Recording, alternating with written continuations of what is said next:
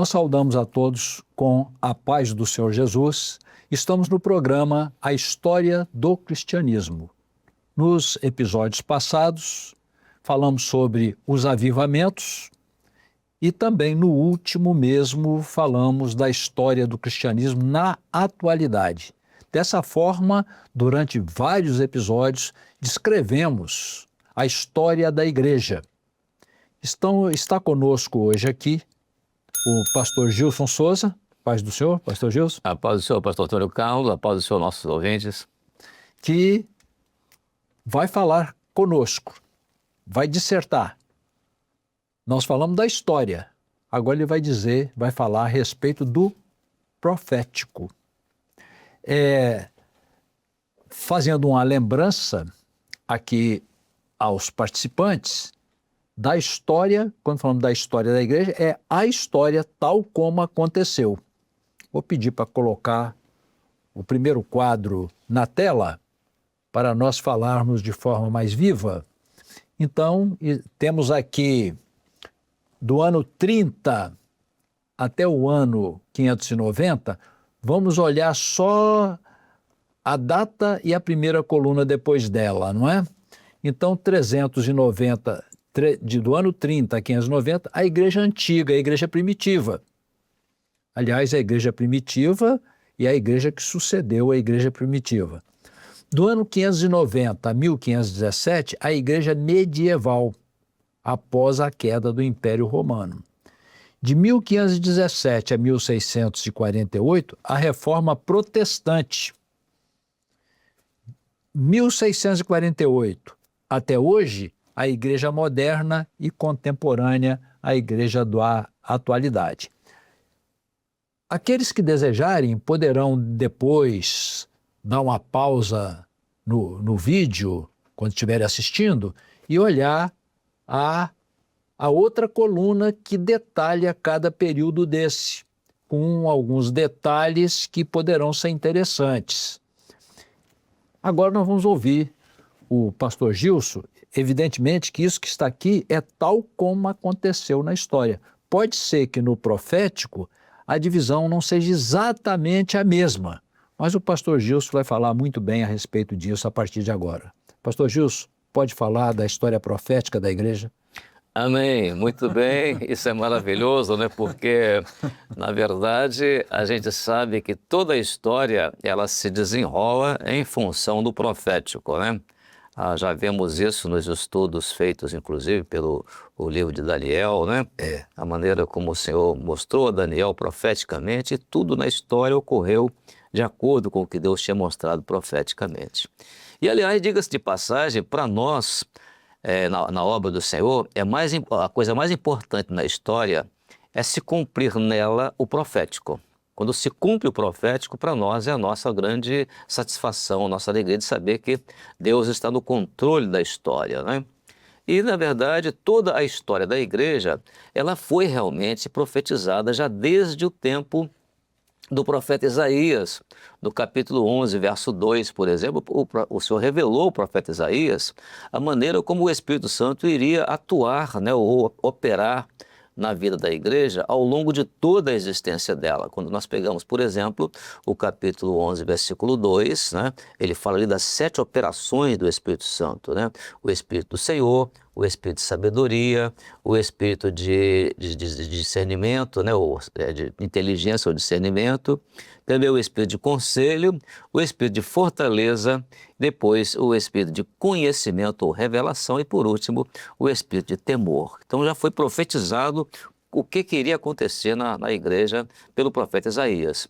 Mas mais tarde veio o Senhor Jesus e ele contou a história profética da igreja através de 7 parábolas. Então nós vemos, por exemplo, nós temos até um quadro que nos mostra com muita clareza, eu gostaria que fosse mostrado aqui o quadro, né, que é muito conhecido até, esse quadro ilustrativo, mostrando a forma como o profeta Isaías profetizou, né, todas as operações do Espírito Santo estão aqui.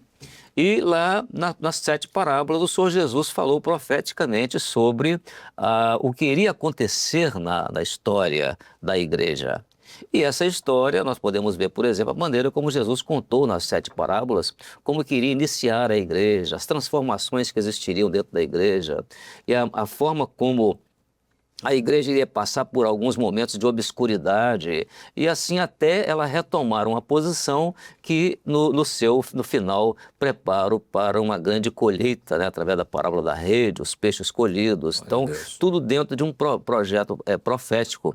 E cada um deles nós vamos abordar aqui, é importante fazer um painel inicial, mas vamos abordar aqui porque o cumprimento dessa profecia, ou seja, desse lado profético da história da igreja, vai ser executado pelo Espírito Santo exatamente nas chamadas 7 cartas do Apocalipse. Então, em cada uma das cartas, vamos ver ali uma linguagem profética que vai ser cumprida na vida da igreja.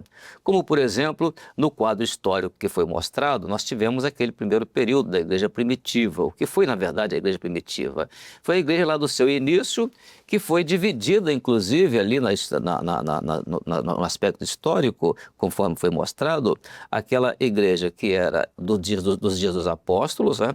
Uma igreja que depois tomou o nome de católica, porque a palavra católica significa universal, então era o cristianismo se universalizando, e logo depois veio a chamada igreja imperial. Então tudo isso no espaço em torno desde o primeiro século, né? Desde os primeiros séculos, os primeiros dias de existência da igreja, até ao período de 590, quando vai iniciar agora um outro sistema de igreja.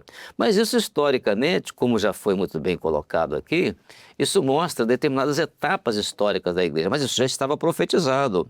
Como, por exemplo, quando nos relacionamos àquilo que foi o primeiro período da igreja dos apóstolos, foi aquela igreja que o Senhor Jesus mandou João escrever para essa igreja profeticamente, que ela iria enfrentar algumas necessidades, algumas dificuldades na evangelização. Ela iria encontrar alguns tipos de crente, né, os maus crentes, aqueles que diziam ser apóstolos e não eram, mas mentiam. Essa é uma linguagem para mostrar o tipo de gente que ia aparecer na igreja. E realmente apareceu. E a igreja contou naquele período, historicamente, com algumas oposições que se colocaram contra a pregação do Evangelho. Uma delas, por exemplo, é a oposição natural, nós falamos isso naturalmente, a oposição dos gregos, porque os gregos não criam numa vida futura. Paulo foi lá no Areópago, pregando em Atenas, quando ele estava falando de coisas presentes, todo mundo estava de acordo. Mas quando ele começou a falar de coisas espirituais, além da compreensão humana, alguns acharam estranho aquilo. Então, era a oposição dos gregos. Eles não criam num Deus, eles criam vários deuses. Então, havia o politeísmo, havia o paganismo no mundo inteiro. Então, eram as oposições que se levantaram. Então, trouxeram para a igreja alguns crentes que não estavam ainda bem preparados. E aí, no caso, por exemplo, dos judeus, a dificuldade de pregar para os judeus é que eles, embora fosse o único povo na terra que era monoteísta, mas era um povo que não cria que Jesus estava vivo, eles criam só em Deus. Então foi uma barreira. Os romanos também, quando os irmãos tiveram que evangelizar os romanos, foi uma luta, porque os romanos não acreditavam que numa justiça que não fosse forense. O que é justiça forense? O culpado é culpado, então ele vai ser sentenciado.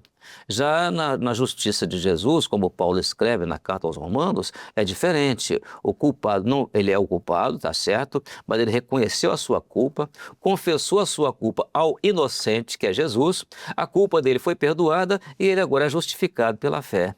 Então, tudo isso, vamos dizer assim, foram barreiras históricas, mas que profeticamente o Senhor Jesus tinha falado isso na carta que ele que pediu a João para escrever, né, para a igreja de Éfeso, mostrando o que seria a igreja naquele período ali.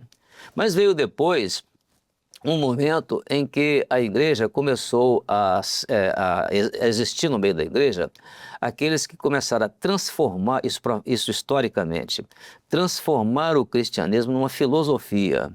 Então, os chamados pais da igreja, com toda a boa vontade, eles realmente começaram a examinar as escrituras e chegaram à conclusão de que um pensava de uma forma, outro pensava de outra forma, e isso criou uma filosofia cristã. Então aquela essência que havia do cristianismo, que era uma coisa assim invisível, era uma operação do Espírito Santo, começou agora a ter influência dos mestres da igreja. E que Paulo, inclusive, até chegou a falar a respeito disso profeticamente. Ele disse assim, depois da minha partida, vai aparecer muita gente para transformar isso tudo. E realmente isso aconteceu na história. Então, primeiro o profético, depois o histórico. E aí chegou um momento até, inclusive, nesse período, em que o Senhor Jesus escreve, né, ou manda João escrever, né, a carta à igreja de Esmirna, para falar a respeito de um momento em que uma semeadura iria ser feita em oposição ao trigo, que era o joio. Ou seja, aquilo que era o cristianismo na sua essência era a estrutura de trigo, né? Mas aquilo que iria imitar um cristianismo sistematizado, um cristianismo filosófico, isso iria naturalmente misturar o joio no trigo, misturar o joio com o trigo, né? Então, por isso, o profético está lá na carta, a Esmirna, mas isso vai acontecer quando o Senhor Jesus fala daqueles que iriam ser chamados de sinagoga de Satanás. O que é a sinagoga de Satanás?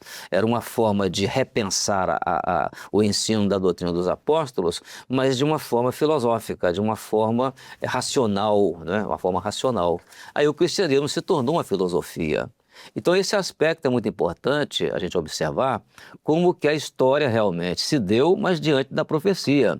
Até mesmo o momento em que a igreja vai se tornar agora uma igreja imperial. Por que igreja imperial, conforme o aspecto histórico foi abordado?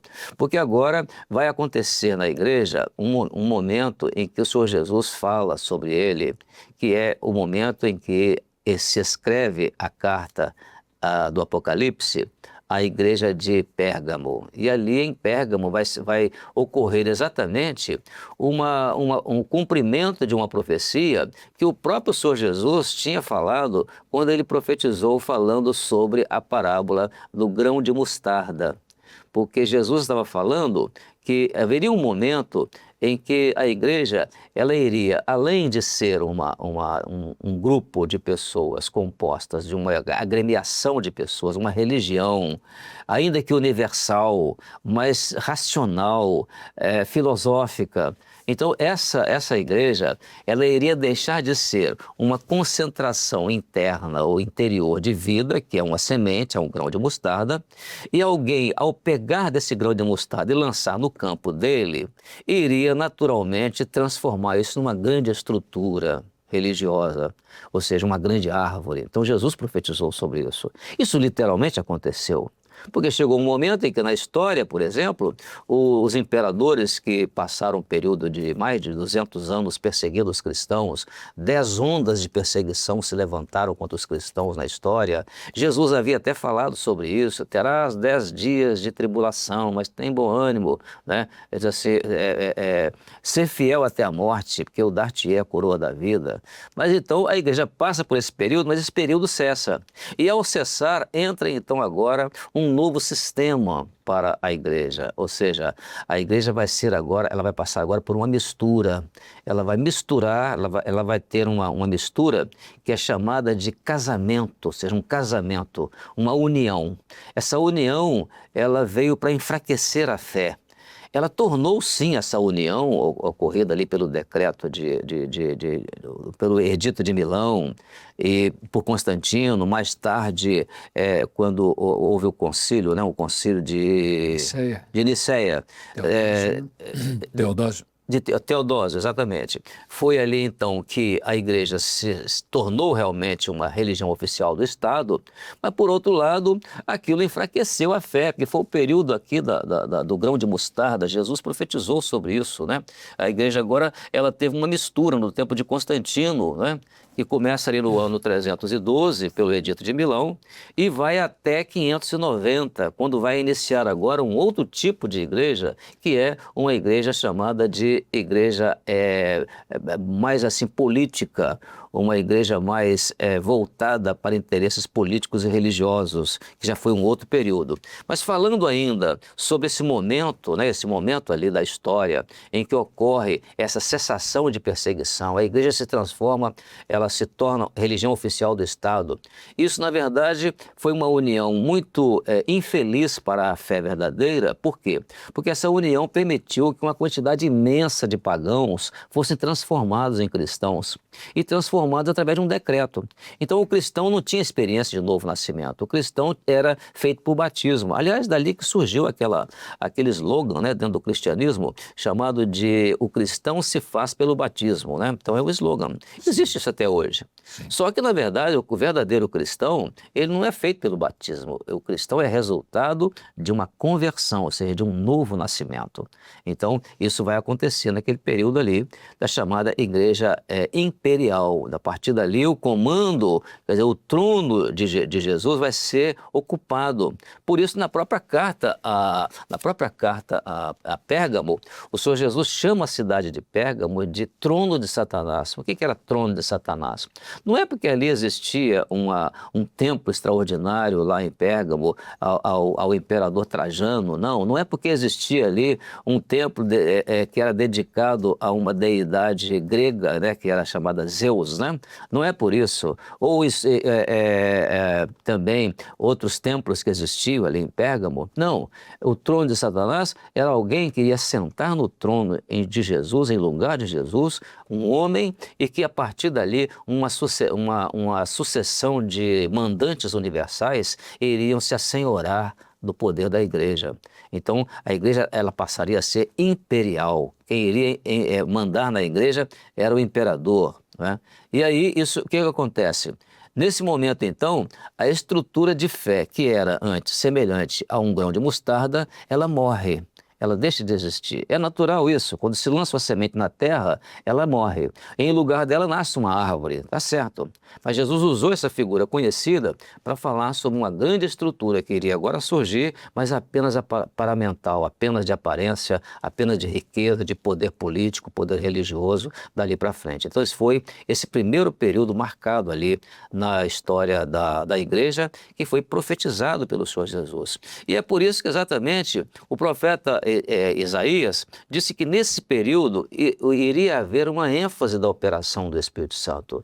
No início, para que os irmãos pudessem evangelizar romanos, evangelizar judeus e evangelizar gregos, foi preciso que eles tivessem o poder do Espírito Santo. Por isso o Espírito do Senhor estava sobre eles, nesse sentido, né? Que eles não perdessem ali a intrepidez, a ousadia de falar do Evangelho. É bem verdade que ainda que esses povos ali, Antônio Carlos, eles tivessem oferecido essas barreiras para o cristianismo, também eles contribuíram de alguma maneira positivamente, como é o caso, por exemplo, dos judeus, por ser o único povo politeísta na época, o único povo monoteísta na época, então isso de certa maneira facilitou a pregação do evangelho, facilitou eles crerem, muitos deles crerem em Jesus, né? Por outro lado, os gregos também foram o único povo naquela época que eles já pensavam, nas filosofias deles, eles começaram a estudar o comportamento das pessoas, do ser humano. Então, eles tornaram um povo bem, assim, pesquisador da alma do homem, dos sentimentos do homem. Isso facilitou, de certa maneira, a pregação do evangelho. E no outro caso, por exemplo, os romanos, quando eles começaram a entender o que era a justiça de Deus, então eles passaram a sentir mais aconchegados com a justiça de Deus, que é um Deus que não pune, mas um Deus que recebeu sobre si a punição nossa e nos deu o perdão e a justificação pela fé. Então, tudo isso, além de ser um povo que facilitou muito também a divulgação do evangelho através das rotas marítimas regulares que eles criaram dentro do império, através das estradas que foram construídas, as pessoas podiam trafegar nas estradas. Então, isso facilitou muito a questão da divulgação do evangelho. Mas voltando agora, portanto, a um novo período, Antônio Carlos, nós entramos agora num período próximo que é a igreja chamada medieval. E ali vai se cumprir outra profecia. Porque o Senhor Jesus disse que durante um determinado tempo, uma estrutura religiosa, ela iria se assenhorar da igreja. Então Jesus conta uma parábola, é a parábola do fermento. E essa parábola do fermento, ela vai mostrar a figura de uma mulher. Mas é claro, a palavra mulher ali está relacionada à questão de uma estrutura religiosa, né? Uma igreja, vamos dizer assim, igreja infiel. e que iria agora derramar sobre as 3 medidas de farinha, derramar ali uma medida de fermento para descaracterizar a massa. Então isso é importante porque era uma profecia. Isso literalmente aconteceu quando? Quando várias inovações de heresias, heresias e várias práticas que ocorreram no meio da igreja para tentar esfriar a fé dos fiéis. E, na verdade, isso literalmente aconteceu, porque havia um poder político e religioso que impunha às pessoas essas práticas. Isso foi enfraquecendo a fé das pessoas, a tal ponto de o Senhor Jesus falar a respeito dessa parábola. Quando ele fala sobre essa parábola, ele manda João escrever para a igreja que iria viver esse período profético, que é o chamado período profético de Tiatira. Isso até é interessante, porque é um período onde vai acontecer ali uma coisa extraordinária, que é como identificar a forma como nesse período da igreja medieval a fé iria ser debilitada quase que totalmente. Por quê? Porque a carta a Tiatira especifica qual era o conteúdo existente no fermento dessa mulher. O nome dela não é falado na parábola, mas é falado na carta, é chamada Jezabel. A palavra Jezabel mostra uma estrutura religiosa conforme os moldes do tempo do rei Acabe, que era um rei casado com uma rainha que era gentílica, inclusive sacerdotisa, uma mulher que se dizia ser profetiza, né? Exatamente a estrutura de Jezabel, ou seja, um comando de uma estrutura religiosa totalmente idólatra. Né? Aí o resultado disso é que o Senhor Jesus fala sobre a parábola do fermento, não é falado o nome da mulher, nem o que contém na medida de fermento. Mas na carta a Tiatira ele especifica. Ele diz o seguinte, que dentro daquela medida de fermento, daquela mulher, no caso Jezabel, o propósito era o seguinte, ensinar e enganar os servos de Deus.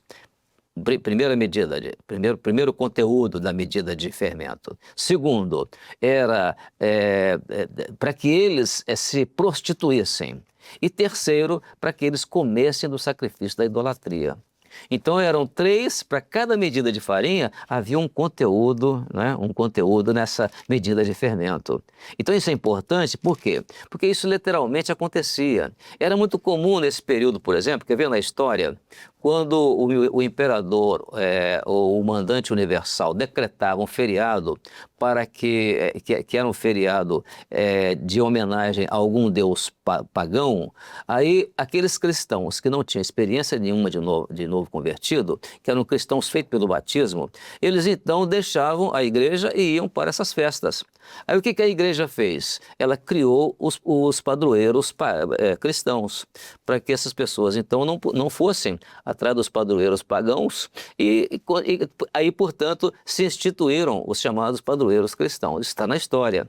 Mas o Senhor Jesus fala exatamente disso na carta, que eles tivessem cuidado com Jezabel. Tens lá Jezabel, que ensina os meus servos assim, assim, assim. A expressão, por exemplo, prostituir-se, é uma expressão interessante, porque ela quer dizer o seguinte, prostituir ali era deixar o verdadeiro amor, que é o Espírito Santo, que é Jesus, e trocar Jesus por outros amores, ou seja, outros salvadores. Então, isso era a expressão dessa palavra. Então, realmente, até aqui esse momento, Antônio Carlos, nós podemos assim dizer que foi um período realmente em que a profecia se cumpriu na história e se cumpriu conforme a vontade de Deus e que Deus deu, portanto, aos fiéis todo tipo de livramento.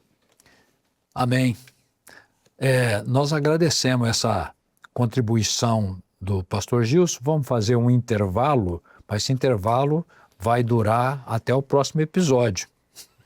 Nós falamos aqui, estamos na história do cristianismo, falamos da história tal como aconteceu na história, e o pastor Gilson agora está falando como aconteceu profeticamente, ou seja, de acordo com o olhar de Deus em relação à sua igreja. Então nós encerramos aqui esse episódio, agradecendo aqui a explanação e toda a apresentação aqui feita pelo pastor Gilson. Pastor Gilson, a paz do Senhor. A paz do Senhor, pastor Antônio Carlos. E agradecemos também a presença dos participantes. A paz do Senhor a todos. Até o próximo episódio.